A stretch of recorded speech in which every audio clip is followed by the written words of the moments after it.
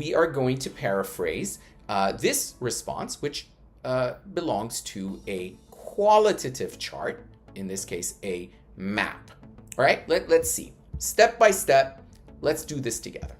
So first of all, the question says, the maps below show the map of Woodbridge Shopping Center in 1984 and 2002. Let's do this, okay? So first things first, it says what? The maps below, right?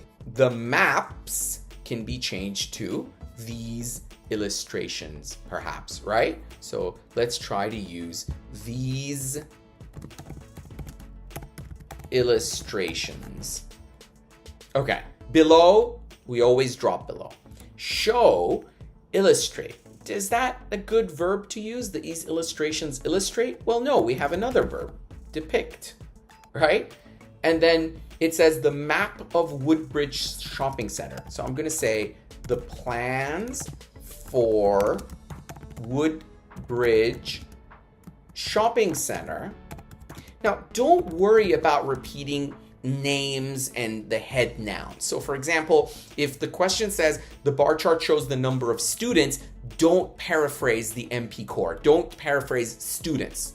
Repeat it. It's a key word. It's a key phrase. It's meant to be repeated throughout your response. So Woodbridge Shopping Center, I don't need to change Woodbridge. Obviously, that's the name. And also shopping center is a shopping center. I could use mall, but not all shopping centers are malls, right? So I may be inadvertently changing what is expressed here. So it's very important that you remain consistent and that you don't make changes that might alter the intended message and the nature of the task.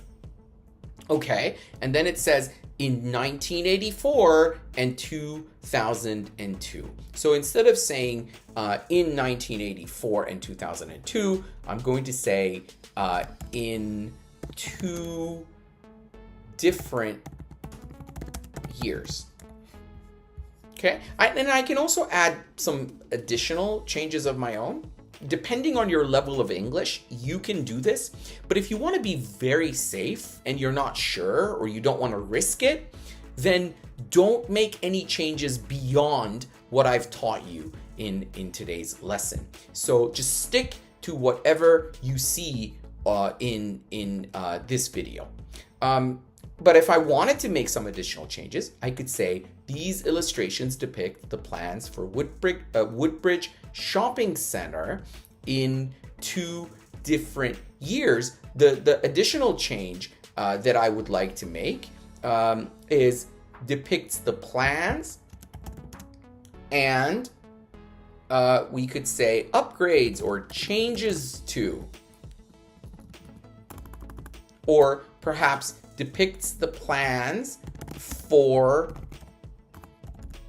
renovating Woodbridge Shopping Center, right? So, but then remember, it would need to match. So this would need to match what you have, 2 years. So we're not renovating it twice. So that might not make sense. This is why I'm telling you, be very careful when you're making additional changes. So depicts the plans and changes in.